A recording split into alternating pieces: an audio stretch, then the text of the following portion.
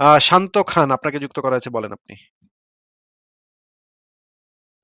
শান্ত খান unmute করে বলতে আসসালামু হবে। আলাইকুম ভাই, কি অবস্থা ভাই, ভালো আছেন? আপনার উপরে শান্তি বর্ষিত হোক, বলেন।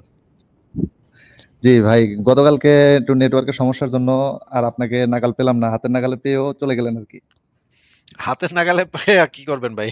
কোপ দিবেন নাকি? না না হাতের না নাগালে চাচ্ছেন না কেন? না ভাই, আসলে মানে হাতের নাগালে বলতে মানে আপনার সাথে কথা বলার আমার খুব ইচ্ছা। তো আমি অনেক মুমিনকে এই প্রশ্নগুলা করে দেখছি যে এই প্রশ্নের উত্তর দিতে পারে না, সেজন্য আমি আপনার কাছে আসছি আর কি ভাই। আচ্ছা, আচ্ছা, বলেন, বলেন। কিন্তু আমি তো ভাবলাম হাতের নাগালে দরকার কি ভাই? হাতের নাগালে পাইলে তো সমস্যা। তখন দেখা যাবে কোপ-টোপ দিয়ে বসছেন। আল্লাহু আকবার করে দিছেন আমারে। আমার কি না হবে? না ভাই, তবে আপনি যে কাজটা করতেছেন ভাই, এতে আমি খুবই খুশি। কারণ প্রথমে আমি কিন্তু দেখি নাই আপনাদের এই YouTube এ এই চ্যানেলগুলো আমি দেখি নাই। তো হঠাৎ কিভাবে যেন সামনে আসলো। পরে দেখি যে মানে আমি অনেক আগের থেকেই এই মতাদর্শে যে এইগুলা কিভাবে হতে পারে? এটা ভুল। যা হচ্ছে এগুলা ভুলই হচ্ছে। তো পরে দেখলাম যে আপনার ভিডিওগুলা দেখে আমি আরো অনুপ্রাণিত হইছি এবং আ ম তখন মনে হইছে যে না, আসলে আমি একা না। এরকম অনেক মানুষই আছে যে এগুলা জাস্টিফাই করতে পারে। তো ভাই আমার তো ৩ টা প্রশ্ন আছে। একটা হচ্ছে না, ৪ টা প্রশ্ন আছে। একটা হচ্ছে আপনাকে নিয়ে, একটা আল্লাহকে নিয়ে, একটা নবীকে নিয়ে, একটা শয়তানকে নিয়ে। এখন কোনটা বাহ! দিয়ে শুরু করব ভাই? ৪ মহা ক্যারেক্টার। ঠিক আছে, বলেন একটা শুরু, আপনার যেটা ইচ্ছা শুরু করেন। আচ্ছা ভাই। আগে যেহেতু আল্লাহ তাআলা সবচেয়ে বড়, উনি মহান, তাইলে আল্লাহকে দিয়েই শুরু করি ভাই। হ্যাঁ, হ্যাঁ, হ্যালো? করেন। হ্যাঁ, হ্যাঁ, করেন ভাই। জি, আমার ১ম কথা হচ্ছে ভাই, আমাদের এই পুরো পৃথিবী, পুরো মহাবিশ্ব সৃষ্টি করেছে আল্লাহ। তাহলে সেখানে মানে পুরা সবকিছুই আল্লাহ সৃষ্টি করেছে। তার মানে এটা হচ্ছে আল্লাহর ঘর। যেটা আমি মনে করি। তো সেখানে আমরা মানুষরা নিজেরা কেন আলাদা করে আল্লাহর জন্য ঘর তৈরি করে আমরা আবার মনে করতেছি এই যে না, আল্লাহর ঘর তৈরি করছি, এখানে নামাজ পড়তে হবে। নাইলে হবে না। এটা কেন মনে করতে হবে ভাই? হুম, একদম ঠিক। হ্যাঁ, বলেন। আর ২য় প্রশ্ন হচ্ছে নবীকে নিয়ে। নবী জীবিত থাকা অবস্থায় হেরা গুহায় ইবাদতের মাধ্যমে আল্লাহর সাথে কানেক্ট হইছে সরাসরি ভাই। এখন আর নবী যে আমাদেরকে দিয়ে গেছে, তোমরা নামাজ পড়ো, মৃত্যুর পরে আল্লাহর সাথে কানেক্ট হবে। কেন ভাই, নবী কি দিয়ে ইবাদত করছে যেটা দিয়ে আল্লাহর সাথে সরাসরি কানেক্ট হইছে? সেই যে সেই আমলটা কি আমাদেরকে দেয়া যাইত না? সেটা সেই আমলটা আছে। আপনি যে ইসে গিয়ে গেলে পাইবেন। দেখেন যে গাঞ্জার দোকান কোথায় পাওয়া যায় সেখানে গেলে পাইবেন এটা। জি ভাই, ওইরকমই মনে হইতেছে অনেক কিছু। মানে কি আর বলবো ভাই। আর শয়তানকে নিয়ে আরেকটা প্রশ্ন, যেটা হচ্ছে ভাই, সেটা আপনি ভালোভাবেই জানেন এবং সকল মুমিন ভাইরা এটা ভালোভাবে জানে, শয়তান মানে ইবলিস কিভাবে সৃষ্টি হইছে, এর কি ছিল এবং কিভাবে ইবলিস হইছে সবকিছুই জানেন। তবুও আমি সারসংক্ষেপ হিসাবে বলব যে সে ফেরেশতাদের সর্দার ছিল। আল্লাহ কমান্ড করছে আদমরে সেজদা করতে, সে মানে নাই। এখন সেজন্য তাকে কেননা জান্নাত থেকে আদ বিতাড়িত করছে। আদমরে সেজদা করতে আল্লাহ পাক বলছিল, ফেরেশতাদেরকে বলছিল আদমকে সেজদা করতে। জি, কিন্তু জি, জি। শয়তান তো ফেরেশতা না। শয়তান হচ্ছে জিন জাতি থেকে উদ্ভূত। কোরআনেই লেখা আছে শয়তান হচ্ছে একজন জিন। সে কোন ফেরেশতা না। হ্যাঁ, সে হ্যাঁ। ফেরেশতাদের নেতা হইছিল কিন্তু সে নিজে ফেরেশতা না। আল্লাহ পাক কোরআনে পরিষ্কারভাবে ফেরেশতাদেরকে সিজদা করতে নির্দেশ দিছে। ফেরেশতাদেরকে বলা হইছে, ফেরেশতাদেরকে নির্দেশ দেওয়া হইল যে তোমরা এই যে করো, আদমকে সিজদা করো। আল্লাহর আচ্ছা, যে তার শব্দ তার মানে কি? চয়ন, শব্দ চয়নের ভিতরেই আছে যে আল্লাহ ফেরেশতাদেরকে সিজদা করার হুকুম দিছিল। আল্লাহ জি ভাই। মোটেও, শয়তান যেহেতু ফেরেশতা না, শয়তান হচ্ছে, সে ফেরেশতাদের লিডার হইছিল নিজ কর্মগুণে, কিন্তু সে নিজে একজন জিন। সে ফেরেশতা না কোনো। সে জাতিগতভাবে কোনো ফেরেশতার অন্তর্ভুক্ত না সে। তাইলে শয়তান কেন সেখানে সেজদা করবে? শয়তানের সেজদা করার কোনো যুক্তি নাই। যেহেতু আল্লাহ শুধুমাত্র, আমি আপনাকে আয়াত কি বের করে দেখাবো? আয়াতের ভেতর পরিষ্কার বলা আছে, আল্লাহ পাক ফেরেশতাদেরকে নির্দেশ দিলেন, আ হ্যাঁ বা ভাই, এটা আ আমি জানি। ফেরেশতাদেরকে নির্দেশ দিছে। তাইলে উনি তো ফেরেশতাদের সর্দার ছিল ভাই। ফেরেশতাদের সর্দার, কিন্তু সে জাতিগতভাবে ফেরেশতা না। ওই কোরআনের আয়াতেই লেখা আছে যে সে ছিল জিন জাতির অন্তর্ভুক্ত। ওই কোরআনের ভেতরেই লেখা আছে যে সে তো ফেরেশতা না, সে তো জিন জাতির অন্তর্ভুক্ত।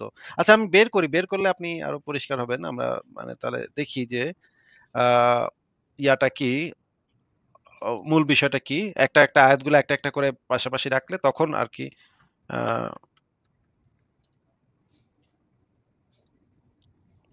তখন আমরা জিনিসগুলো আরো পরিষ্কারভাবে বুঝতে পারব।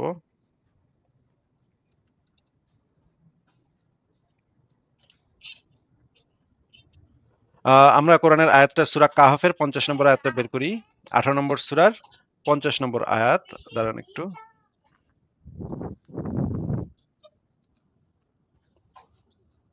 আ আমরা সরাসরি আয়াতটা স্ক্রিনে দিয়ে আমরা পড়বো সবাই যে এখানে আসলে কি বলা আছে আমরা দেখি।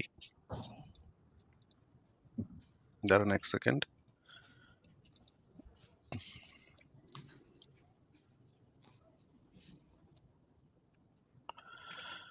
আমরা আল বায়ান ফাউন্ডেশনের অনুবাদটা পড়ি। ভাই আপনি যদি আমাদেরকে একটু পড়ে শোনাইতেন এখানে কি সূরা কাহাফের ৫০ নম্বর আয়াতে কি বলা আছে? পড়েন তাহলে।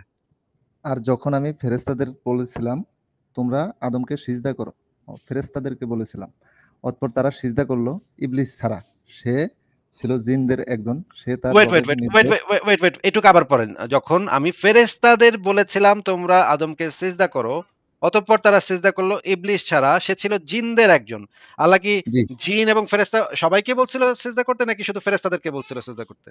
না বলছিল ফেরেশতাদেরকে সিজদা করতে ভাই। তাহলে তো সে জিনটা তো ইনক্লুডেড না এখানে। এখানে তো দেখাই যাচ্ছে সে তো জিনদের একজন। এখানে তো তাইলে জিনরা তো ইনক্লুডেড না এখানে। বস তাইলে নেক্সট লাইনটা সে তার রবের নির্দেশ অমান্য করল। এখন এটা দিয়ে কি বুঝলেন বস? এখানে তো রব তো তাকে নির্দেশই দেয় না। এখানে তো আল্লাহ তাইলে মিথ্যা কথা বলতেছে। আল্লাহর শব্দ চয়নেই তো ভুল আছে তাইলে। আল্লাহ যদি আচ্ছা, বলে ফেরেশতারা, আল্লাহ নিজে তো তাইলে ভুল করছে। আল্লাহ মনে করেন আপনার ৫ টা ছেলে আছে। ঠিক আছে?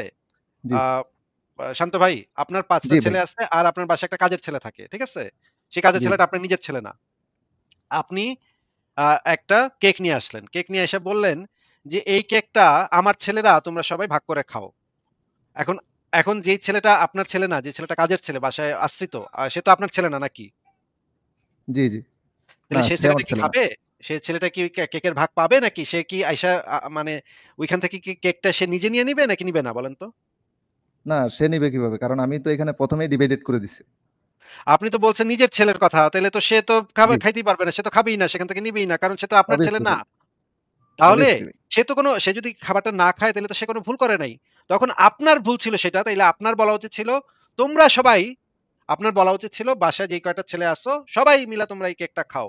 তাইলে ওই ছেলেটাও সেই আ সবার ভিতরে অন্তর্ভুক্ত হইতো। কিন্তু আপনি যদি বইলা দেন যে, "আমার ছেলেরা তোমরা সবাই কেক খাও। ১ পিস করে কেক খাও।" তার মানে তো আপনি ওকে ওই যে কাজের ছেলেটাকে তো এক্সক্লুড করে দিচ্ছেন। তাকে তো ইনক্লুড করেন নাই সেই লিস্টের ভিতরে নাকি? জি ভাই। এটা তো এখানে আল্লাহর বক্তব্যের ভিতরে ভুল ছিল। আল্লাহর বলার উচিত ছিল যে, "তোমরা সবাই" আর এখানে আয়াতটা এভাবে হওয়া উচিত ছিল। আর যখন আমি সবাই উপস্থিত সবাইকে বলেছিলাম, "তোমরা আদমকে সিজদা করো।" অতঃপর তারা সিজদা করল ইবলিস ছাড়া, সে ছিল জিনদের একজন। এইটুক হইলে আমি মানতাম যে আল্লাহ মানে আল্লাহর কথার ভিতরে কোনো টেকনিক্যাল মিস্টেক নাই। আল্লাহ কথা যেটা বলছে মানে ইয়াও ঠিক আছে। এর ভিতরে এরপরে যদি আল্লাহ বলত সে তার রবের নির্দেশ অমান্য করল, তাইলে আমি এটা মানতাম। কিন্তু আল্লাহ বলছে ফেরেশতাদেরকে সিজদা করতে এবং পরের লাইনে সে বইলে দিচ্ছে যে সে ছিল জিনদের একজন। তার মানে সে ফেরেশতা না। এটা তো সে পরের লাইনে বইলাও দিচ্ছে। তাইলে সেখানে রবের নির্দেশটা অমান্য কোথায় হইল? শয়তান তো এক্সাক্টলি আল্লাহ যেটা বলছে এক্সাক্টলি সেটাই করছে। আচ্ছা। আ ভাই আমি বুঝতে পারছি। কিন্তু এখানে যদি আমি মুমিনদের কথা হিসেবে ধরি, তাইলে মনে করি যে এটা মনে করেন ইবলিসও ফেরেশতাদের ভিতরেই। মানে মুমিনদের কথা হিসেবে। না, তাইলে না আমার ইবলিশ প্রশ্নটা ফেরেশতাদের খাটবে ভিতরে কেন? সে কেউ কিভাবে এটা ধরবে? ইবলিশকে ফেরেশতাদের ভিতরে যেখানে আল্লাহ পরিষ্কার বইলে দিতেছে সে ছিল জিনদের একজন। পরের লাইনটা দেখেন, সে ছিল জিনদের একজন যেখানে আলাদা কইরা আল্লাহ এটা বইলাও দিতেছে সে ফেরেশতাদের একজন না। সে জিনদের একজন এটা আলাদা কইরা আল্লাহ লেখাও দিচ্ছে কোরআনের ভিতরে। তাইলে আপনি সেটা কিভাবে ধরবেন ভাই? না, মানে এটা ধরবো আমি এজন্য কারণ মুমিন এইযেন আপনি যেটা আমাকে দেখাইলেন ভাই এখন মানে এইভাবে বিশ্লেষণভাবে আমিও এটা ভালোভাবে খেয়াল করি নাই। কিন্তু মুমিনদের কথার উপরে ভিত্তি করেই আমার প্রশ্নটা আসছে। আপনি যদি আমার প্রশ্নটা একবার শুনেন তাইলে বুঝতে পারবেন যে আমি তাদের কোন জায়গাতে প্রশ্নটা করছি। আচ্ছা ঠিক আছে বলেন। কিন্তু এই জিনিসটা তো আপনি বুঝতে পারছেন। এখানে তো জি, জি, জি। মুমিনরা তেনা পেঁচায় পার পাইবে না। কারণ এখানে তো পরিষ্কার বলা আছে এটা যে সে জিনদের একজন। আচ্ছা ঠিক আছে আপনার কথাটা জি। শুনি বলেন। আচ্ছা, এখন হচ্ছে অ্যা সে সে আমি ধরে নিলাম সে ফেরেশতাই ছিল। সে জিন ছিল না। মুমিনদের কথা হিসাবে সেও ফেরেশতা ছিল। যেহেতু ফেরেশতাদের সর্দার। সে আল্লাহর আদেশ অমান্য করছে। সেজন্য আল্লাহ তাকে জান্নাত থেকে বিতাড়িত করছে এবং সে শয়তান নামে পরিচিত হইছে। নাকি ভাই? এটা হচ্ছে মুমিনদের কথা। এখন আমার প্রশ্ন হইছে, ভাই তখন থেকে ইবলিস মানে যখন থেকে ইবলিস শয়তান হইছে, তো সে মানুষকে পথটাকে ভ্রষ্ট করার জন্য সে আল্লাহর থেকে সুপ্রিম পাওয়ারও চাইয়া নিছে। তাহলে ভাই তার মনের ভিতরে কোন শয়তান আগে ঢুকলো? তো সেই শয়তান কি তাইলে ওই ইবলিসের আগেই তৈরি ছিল ভাই? এখন মুমিনরা ভাই এটা বললে মুমিনরা বলে যে, "ভাই তোমার কথা হয় না। তুমি এগুলা কি বলো?" আচ্ছা, তাকে কে পথভ্রষ্ট করছে ভাই? এটা কি মুমিনরা আপনাকে উত্তর দেয় নাই কোনো? না মানে মনে করেন যদি যেহেতু ইবলিশ তখন আল্লাহর কমান্ড অমান্য করছে বিদায় তাকে আল্লাহ শয়তান বানাইছে। ইবলিশকে আল্লাহ শয়তান বানাইছে। মানে তাইলে আপনি বলতে চাচ্ছেন ইবলিশকে কে শয়তান বানাইলো? না, ইবলিশকে তো আল্লাহ শয়তানের পাওয়ারটা দিছে। এখন মুমিনদের না, কাছে না, আমার আল্লাহ প্রশ্ন শয়তানের পাওয়ার দিছে কি দেয় নাই সেটা তো আমি জানতে চাচ্ছি না। কে পাওয়ার দিছে সেটা তো আমি জানতে চাচ্ছি না। আপনি আগে প্রশ্নটা শুইনা তারপর উত্তর দেন। আপনার প্রশ্নটা কি আচ্ছা, এটা যে শয়তানকে কে শয়তানি শিখাইলো? এটা কি আপনার প্রশ্ন? না, শয়তান যদি ইবলিশই হয় তাইলে ইবলিশের মনের ভিতরে কোন শয়তান ঢুকলো ভাই? যে আল্লাহর কমান্ড অমান্য করলো? এটা সেটাই তো হচ্ছে মুমিনদের এটাই কাছে আমার এটাই তো প্রশ্ন। এটাই তো একই তো কথা হইলো। কিন্তু কোরআনেই তো বলা আছে শয়তান যখন আল্লাহর সাথে কথা বলতেছিল তখন শয়তান বলছে যে, "আপনি আমাকে পথভ্রষ্ট করেছেন।" এই কথাটা শয়তান বলতেছে আল্লাহকে, "আপনি আমাকে পথভ্রষ্ট করেছেন।" এই কথার বিপরীতে আল্লাহ কিন্তু এই কথাটার কোনো প্রতিবাদ করে নাই। আপনি কি কোরআন ভাই ভালো করে পড়ছেন এই আয়াতগুলা? এন না ভাই আমি জেনারেল লাইনে পড়ালেখা করছি। আমি কোরআন তেমন একটা পড়ালেখা হয় নাই। তবুও আ এই মানে মাঝে মধ্যে কোরআনের বিভিন্ন হুজুরদের কথাবার্তা শুনে আমার একটু ডাউট হইতো।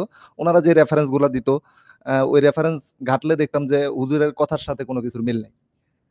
আচ্ছা, এই কোরআনে যেটা বলা আছে যে, "আপনি আমাকে আজকে যে পথভ্রষ্ট করলেন, আমিও আপনার বান্দাদের পথে ওঁৎ পেতে বসে থাকব।" এই কথাটা যখন শয়তান বলছে, আল্লাহ কিন্তু এটা ওই যে শয়তান যেভাবে বলছে কোরআনের ভিতরে কিন্তু এভাবেই বলা আছে এবং আল্লাহ কিন্তু এই কথাটার কোনো প্রতিবাদ করে নাই যে, আমি তো তোমারে পথভ্রষ্ট করি নাই। তুমি তো নিজেই আ মা মা দুষ্টুমি করছো দেইখা। এইটার কিন্তু কোনো প্রতিবাদ আল্লাহর পক্ষ থেকে কিন্তু ছিল না। তার মানে আল্লাহ এটা একসেপ্ট করে যে আল্লাহই শয়তানকে পথভ্রষ্ট করছিল।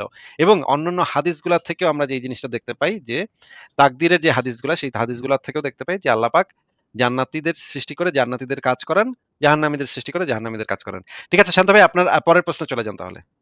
আচ্ছা ভাই, পরের প্রশ্নটা সরাসরি ভাই আপনাকে নিয়ে। মানে চিন্তার মুক্তি এই চ্যানেলটা মেবি আপনার যেহেতু ওইখানে আপনার ভিডিও আপলোড করা হয়। মানে আমি মনে করি না ওই ভাই আমার চ্যানেলটা না। মনে হয় না ভাই আমার না। না ভাই আমার না। ও আমার নামে অনেকগুলা আচ্ছা, চ্যানেল আচ্ছা। আছে। আমি জানিও না কে কোনটা চালায়। আচ্ছা ভাই, ওইখানে একটা ভিডিও দেখলাম। আপনার সাথে এক মুমিন বান্দা চ্যালেঞ্জ করছিল যে, আপনাকে কালো জাদু করবে এবং আপনি তাকে ৳১,০০,০০০ ৳১০,০০,০০০ চ্যালেঞ্জ দিছিলেন। সেখান থেকে কমিয়ে ৳১,০০,০০০ নিয়ে আসলেন। তিনি একবারে মানে আল্লাহর নামে প্রতিশ্রুতি দিয়েই ৳১,০০,০০০ চ্যালেঞ্জটা অ্যাকসেপ্ট করলো এবং আপনার থেকে অ্যা মানে আপনি ১ম এ ৭ দিন ১৫ দিন টাইম দিলাম। উনি ৪১ দিন টাইম নিল। তখন আপনি আরো ৪ দিন বাড়ায়া ৪৫ দিন টাইম দিলেন। যে আপনাকে কালো জাদু করবে। তো হ্যাঁ, হ্যাঁ। সেই সেই মুমিন ভাইয়ের কি মানে কার্যক্রমটা কি শেষ হইছে? তা তো ভাই মানে কইতে পারি না সেই ভাই। ওইটা কি লাইভ পর্যন্তই সমাপ্ত? তাইলে ওই মমিন ভাই কি ওইখানেই হারাই গেল ভাই? এমন হইলে তো ভাই ভাই ৮ কি বছর আগে হবে এক ভাই? মুমিন আসছিল। মুমিন এসে আমারে অভিশাপ দিচ্ছিল যে ১ সপ্তাহের ভিতরে আমার উপরে ঠাডা পইড়া আমি মইরা যাবো। যদি আমি না মরি তাইলে ইসলাম মিথ্যা হয়ে যাবে। আল্লাহ পাকের কসম আমার উপরে নাকি ৭ দিনের ভিতরে ঠাডা পড়বো, আমি মরে যাবো ৭ দিনের মধ্যে।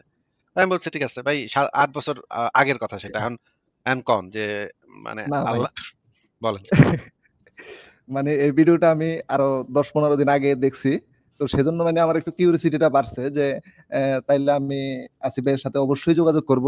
আগে দেখব যে আসিফ ভাই যে আপনি কিন্তু বলছিলেন তাকে, "ভাই আপনি কালো জাদু না, হলুদ জাদু, লাল জাদু যেইটা পারেন সেটাই করেন। কোন সমস্যা নাই।" কিন্তু ৳১,০০,০০০ যে একটা চ্যালেঞ্জ থাকবে। তো উনি এখন ১ম ওই এ রাজি মুমিন যদি হইছিল। আপনারে কয়, ওই মুমিন এখন তেনা পেঁচায় যদি আপনারে বলে, আসলে এটা আসিফ মহিউদ্দিন না, এটা আসিফ মহিউদ্দিন এআই দিয়া ওই নাস্তিকরা এটা আসিফ মহিউদ্দিন বানায় এটা ছেড়ে দিছে। লাইভ করতেছে এআই। এটা আসলে সত্যিকারের আসিফ মহিউদ্দিন না। আসলে ইসলামই সত্য। আসিফ মহিউদ্দিন কালা জাদু, হলুদ জাদু, কমলা জাদু হইয়া মেরে গেছে। এটা যদি আচ্ছা বলে ভাই, ভাই, তাইলে আর তাও কি যদি করবেন? মনে করেন, তাও যদি ধরি যে এআই উনার সাথে চ্যালেঞ্জ নিছে, তাইলে কোরআন যদি সত্যি হয়, ভাই কোরআনের যদি এত পাওয়ার হয়, সুপ্রিম পাওয়ার ভাই, তাইলে তো ওই এআইটাকেই তো মনে করেন ডিএক্টিভ হয়ে যাওয়ার কথা ভাই। কারণ এটা তো একটা সামান্য যন্ত্র ভাই। একটা আল্লাহর কোরআনের কাছে তো যন্ত্রপাতির তো কোনো খাওয়া নাই ভাই। হ্যাঁ, তাই তো। সূরা পইড়া ফু দিব আমি এদিকে টাইসা যাবো। এআই ওদিকে টাইসা যাবে। তাই না? আচ্ছা, শান্ত খান ভাই ঠিক তো আছে আপনার কথা শুনলাম। তাহলে আজকে আপনাকে আমরা বিদায় জানাই। আচ্ছা ভাই, ঠিক আছে ভাই। মাঝে মধ্যে যুক্ত হতে চাইলে ভাই একটু যুক্ত কইরেন ভাই। আমি খুবই মানে খুশি হইছি যে আপনি আমাকে যুক্ত করছেন। এবং আপনার আমারও সাথে খুবই কথা ভালো বলতে লাগলো। পেরে ঠিক ভাই আছে। আমি খুবই মানে নিজেকে একটু ধন্য মনে করতেছি। আমারও খুবই ভালো লাগলো ভাই। ভালো থাকবেন। আপনার জন্য শুভকামনা রইলো। তাহলে আমরা একটু মুমিনদেরকে দেখি মুমিন পাই কিনা, হ্যাঁ? জি ভাই, জি ভাই। ঠিক আছে তাহলে বিদায়।